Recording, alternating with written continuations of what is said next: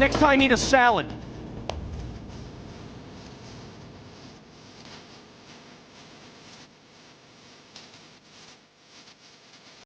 Right, so the tf2 summer update dropped, and it's been quite the thing, let me tell you. Dropped right in the middle of my Minecraft Let's Play, so that was annoying. But hey, it's definitely an update, all right. Also, I sharpened the footage a little bit. You can tell me if it's good below. So, I'm liking it so far. The maps they added. Well, I mean, I probably shouldn't get into my thoughts on the maps, the cosmetics, and whatnot until I actually get to that point, because that's kind of this whole video. I'm gonna be going over a lot of the things I feel about the update, and yeah, we'll get to it. We'll get to it. I swear. Come on, man. I also want to say that whatever happened during this update, because it was kind of like a weird build-up, I guess. We were kind of informed that there would be 8 maps, and there's 10, and it's like way bigger than last year's summer update. It's like a whole gigabyte this time. It's very weird. Something's going on, and I'll discuss that later as well. What is that? What is that? What is it? You guys see that? What is that? What the fuck is that? Let's start by ranking the maps. Now, fair warning, I haven't gotten a chance to play on all of these. I know I'm missing Applejack and one of the King of the Hill maps. So I'll just skip over those two, and we'll review every other one. Let's start with Let's start with Atom Smash. Atom Smash is good. Atom Smash is the year-round version of that one Halloween exclusive map with Frankenstein. I forget the name of it. Doesn't really matter. If you like the Frankenstein one, you'll like this one. I like the Frankenstein one. I think it's a fun little thing. Obviously, more player destruction is definitely a fun time. Player destruction was always fun, and every time we get more of it, it's always a nice little treat. And Atom Smash has got this nice aesthetic. It's got this big cave you can look at and whatnot. You know, the announcer guy is pretty neat. He's got his own little thing going on. I like the Frankenstein map. I like this one. It's neat. I give it a solid 8 out of 10. So let's next map. The one you're currently viewing in the background, Odyssey. I didn't have any footage of Atom Smash. Sadly, I swear I do, but I don't know where it is. But Odyssey is a very nice map. It's got this like Roman or Greek. I don't remember which one it was. Not Roman. Yeah, I think it's Greek aesthetic, like kind of Greek looking thing. Obviously, you see the big pillars and stone in the background, and it looks very nice. It also got this like construction thing to it on the later points. I don't have a video of that. I should somewhere. But later, on later points near the end of the map, it does gradually become more of like a construction site with like with like paint and wood and like big machines. That's kind of sad. I'm kind of sad they dropped the aesthetic and like look, because I kind of dislike the look. But you know, to each their own. It still looks nice, but it is very downhill, and on like the third or fourth point, there are many red arrows telling you where to go. This map practically just has yellow paint syndrome, though it's still good. It's still good. It's another 8 out of 10 from me. All right, let me get this one out the way. The new medieval mode map. I don't remember what it's called, and I don't care to remember. I had quite the good time with it, actually. I found it was very fun. You know, medieval mode in general is just pretty fun. This is the second all year round medieval mode map. The other medieval or newer medieval mode map we had was the Halloween one with the sand castle. That was pretty neat. But now we have this one, and this one's fun. It's multi-stage medieval mode. Yeah, I'll put some screenshots up on screen of the things I had fun with it. And on the second point, if it's getting swarmed, all you really need to do is switch to Scout and continuously throw Mad Milk and the Rap Assassin bauble at the enemies, and you can just rack up assists and domination. It's pretty cool. Obviously, I'm a big fan of medieval mode. This is a 9 out of 10. All they need to do for the rest of medieval mode is to add that other medieval mode map that I see people play. I don't remember what it's called, but you know, good map. 9 out of 10. All right, let's get all three, what are they called? All three Tropic Crisis maps out of the way right now. We have Embargo, Overgrown, and the Caraval. I'm not sure if Caraval is a Tropic Crisis map, but it doesn't matter. I know Overgrown and Embargo are Tropic Crisis maps. I have the most complaints about Overgrown, right? It's 2 points, which is fine, but it really feels like those 2 points go by fast, right? It's very open. There's a lot of places to go in and out. It's not, it just goes by way too fast, and there's no like second stage, which I'm not really sure if that's a thing for control point maps. I think it might be. I don't exactly remember. I don't really play on control points too often. It just feels like those 2 points go by insanely quickly, therefore the whole match kind of goes by insanely quickly. Not a lot of places to, like, set up too often. So it's like that. The match it's quick, and I like how it looks though. It's a cool little place. So I guess like a 7 out of 10. And then we have Embargo, which also looks very nice. It's got the custom announcers and the robots, which are very nice. He died, by the way. I didn't kill him. It's a payload map. You go and you put the payload in the cart, which is pretty cool. For some reason, I thought this was the one where you pick up the Brazilium and you bring it to the cart and that pushes the cart forward. That's not it. I'm thinking of a different one. But this one's good too.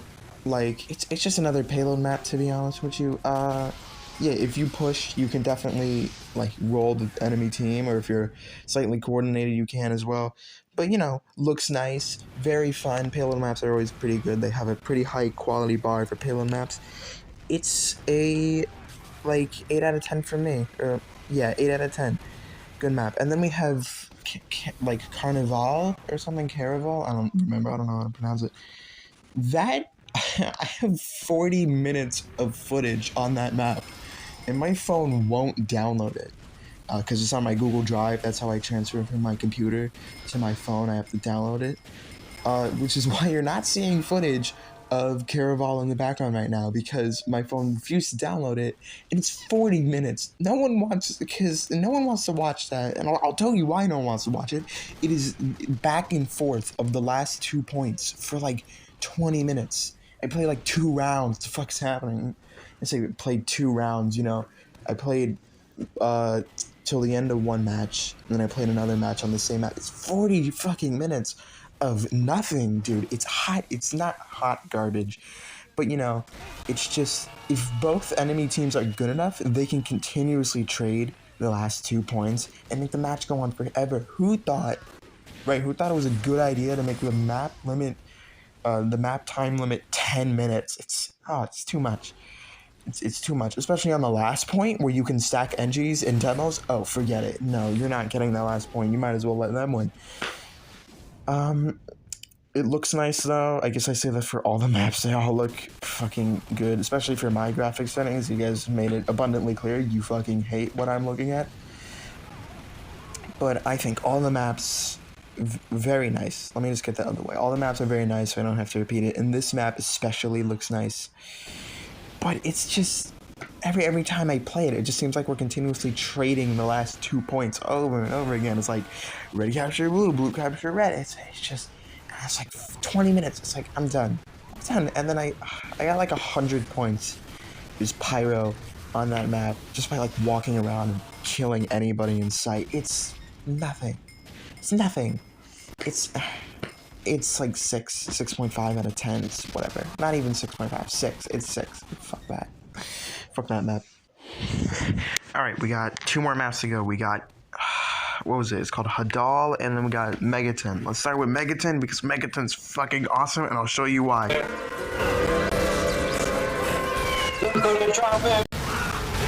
Oh my god. That's actually never gonna get old. That's an amazing map gimmick. Seen it. Do I need to say anything else? You have eyes. Look at it. 10 out of 10 map. I fucking love it. And the next one, I actually played it on a community server a few years back, and I think the only thing that's changed from then and now is probably like a texture overhaul. I don't know if it's the exact same, but I don't know. I think it looks a little bit different to me. But still, very fun map. It's got like a neato little gimmick. It's practically just steel, but underwater, which is nice. What gimmick was I talking about? Oh yeah, the midpoint changes every time you cap a point. But I think it's quite easy to get rolled on that map. So like a 9 out of 10. I still love it. What is that? Did it get bigger? Wait, someone get rid of that. I don't want that here anymore. All right, let's talk about the cosmetics.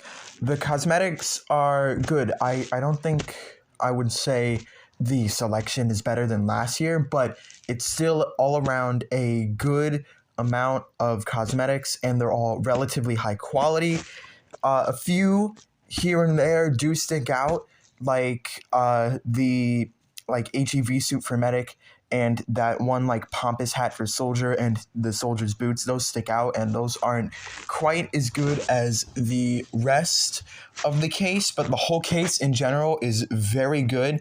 Yeah, whenever these go like on sale or like 5 cents or whatever, and of course after the boycott, and I'm not going to turn this into a video about the boycott, I don't want it to be that, but after everything's like done and over with, if these ever show up on like the Steam Marketplace or Scrap.tf and whatnot, and they're like super cheap, I recommend you pick some of them up. And if you want an unusual grade, I suppose you could go and open a crate for it. It doesn't really matter to me. Although I'd encourage you not to, because the state of the game, even though it's gotten better in recent times, it's still pretty down. So opening crates or don't open crates or whatever, it's not my personal business, but I recommend you don't. But outside of the boycott, the cosmetics are relatively high quality. Again, I don't think I'd say on or like better than last year's summer update. These are good though. These are very nice, and I'm happy that they're taking or whoever's working on TF2 is taking more of a general kind of approach to adding cosmetics and maps into the game. Like, no longer will this be specifically seasonal. Like, the summer update is going to be like a pretty general amount of cosmetics. You're going to get some summer themed ones, but then you're going to get some other ones that don't really kind of fit this hot or like summer aesthetic. Like, we got that spy ski mask from last year, and this year we have like the MF Doom mask, which is pretty cool. And then we got like the Pyro's like fireman outfit. You know, I actually think the fireman outfit is pretty cool. And, you know, these are all pretty great. Everyone did a great job on it. The selection is good all around outside of, again, a few outliers. And the unusuals, which I don't have any footage of the unusuals, but the unusuals are quite bad. I think there's about like 5, I'd say, that don't personally like, that aren't like offended, like I'm not offended by them, and they're pretty good. Psychedelic, that's like the first one that pops up in my head, and that like god like one, which is like the cracks coming out of the floor and they're glowing, those are pretty cool. And whatever. And the rest of these, I hate the rest of these. Oh god, Lure of the Deep is fine, it's just not the greatest. And then we have some other ones. I know there's like some treasure trove one, like some treasure trove taunt cosmetic. I don't like that. There's that little spinny effect taunt cosmetic. I hate that too. And it's not like the taunt cosmetics aren't greatest, and neither are the hat cosmetics. Though I keep saying cosmetics, I mean unusuals, sorry. Though the hat unusuals I would say are better than the taunt unusuals. Cuban Smoke, obviously a lot of people wanted that one. Psychedelic is pretty neat. And then the rest are just, the rest are just whatever. The rest I'm not personally offended by. I think this is probably one of the worst cases for unusuals, at least in the past few years, because from what I remember, the Smith unusuals from last year were pretty good, and the summer update unusuals from last year were also pretty good. These are kind of lower quality, and I don't really know what happened. But I'll get to like my thoughts behind that a little bit later. But all in all, these unusuals don't exactly fit outside of a few. And 38, are you kidding me? 38 unusual effects? No, you don't need 38 unusual. That's way too many unusual effects. I don't like having that many unusual effects. You can probably cut it down to like 26 or something, maybe like 24 unusual effects. That's probably a lot better. 38 is a bit too much, especially with the kind of quality these bring, which aren't the greatest. But I'm not personally like that interested in unusuals anyway. All in all, cosmetics are great. Unusuals a little bit below average quality from what I'd say. But beyond that, the crate is good. No war paint case this year though. I'm not exactly sure how to feel about that. I was never a really big fan of war paints anyway. I know some people out there are, but I think the bloat from war paints throughout the past few years are just not the greatest, especially since we got such good war paints for last year's summer update. I think we've hit peak right about there, so no more. At least not for me. I'm not a big unusuals guy anyway. We can figure it out later when they decide that they're gonna do shit again, and then we can maybe decide what's going on with war paints. But for now, I don't mind them being excluded or included. It's war paints, and I never really cared for them anyways. But if you care for war paints and you want them back, good for you. Figure it out. I don't know what to say. Why is the gas passer here? What the fuck happened? So I know this is probably widespread news already, but in case you haven't noticed, in the background of some of this footage, whenever I'm playing Pyro, I'm running the Gas Passer and the Neon Annihilator, and that's for one reason. In this update, they patched the fact that the Gas Passer was not recognized as wet to the Neon Annihilator. And what that basically means is now the Neon Annihilator gives crits to anybody that stepped in gas, which is actually very overpowered. Now, they labeled it as a bug fix, but I think everyone's kind of on the same page of it's a balance change, which I feel like that should go to show Valve that you really only need to change like this really minor thing about a weapon to make it like way better, because Gas Passer was practically useless before, actively considered one of tf2's worst weapons, and it still is if you're not running it with the Neon Annihilator. But now Pyro practically has pocket crits. He has his own Girardi Bushwhacker combo, and it's way more deadly because the gas lingers, and since Pyro's an offense class, he's usually going to be in front of people at all times. Therefore, it's 10 times deadlier. It's so much better. The Gas Passer has been made a million times better by the mere fact that the Neon Annihilator now crits with it. You can like insta-kill medics with this shit. It's awesome. It's great. Just such a minor change truly made the Gas Passer much better. Only when you're running it with the Neon Annihilator though. And Gas Passer still sucks, but it's just way more viable to play with Pyro. And Pyro already had pocket crits with the Flog, but you know, you had to sacrifice Air Blast for that. And Air Blast is super valuable. With this, you don't even have to sacrifice Air Blast. You're just running like without a very good secondary, and you don't get like the boost you get from something like the Extinguisher or the Power Jack. Obviously, again, the Gas Passer on its own is still pretty hot ass, but with the Neon Annihilator, it's super good. And they called me a madman for buying that strange Neon Annihilator. Who's genius? I'm genius. I'm so fucking smart. Right, so I've been continuously bringing up this, like, thoughts I have about this update and TF2 in general, so it's about time I talk about it. Throughout this whole update, I was really thinking that it kind of, like, stuck out as something not really what we got from the past few years. I mean, okay, for starters, like, apparently the mappers only got the information that their maps would be added like a week or so before the update came out. And that's not usually what happens. They usually come out like 2 or 3 weeks before. And these maps have a lot less like bugs than usual. I mean, from what I've noticed, a lot of the past maps that were added to TF2, they seem to be a lot buggier than usual. And in this update, there were bugs, but there weren't that many. And even the bugs that did happen, they were fixed like immediately. Like Delphi made a video literally showing like 5 bugs, game breaking or not, doesn't really matter.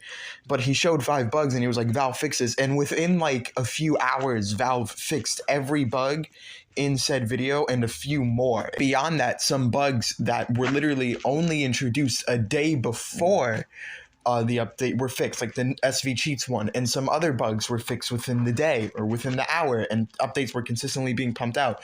And it confuses me on how Valve is just on point with this. I don't think this was a thing with the first save TF2 thing. Like, sure, the bots were fixed for a few weeks and during save TF2, but the updates weren't pushed out this consistently, and fixed so much stuff, along with this update just being way bigger than usual, right? Like so many maps that were already in TF2 were updated in this update, and just so many community fixes were also added.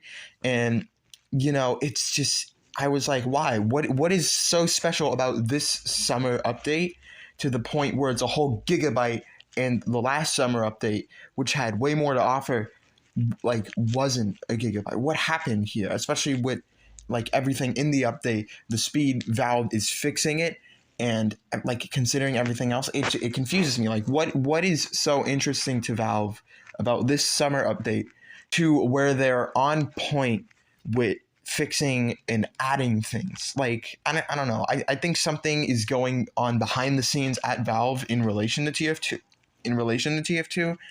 That's just like some thoughts I have, because usually they don't get on this for a few weeks or maybe a few months even. Like the first SV cheat situation took them 2 months to fix, and we had that infinite MVM money exploit that took them a few weeks to fix. And now here we get shit fixed by the day, or by the hour even. Like they're not usually this on point, and they're not usually adding this much stuff. So I don't know. I feel like something's definitely happening, though I have no proof to back this up outside of the fact that I just sound fucking crazy.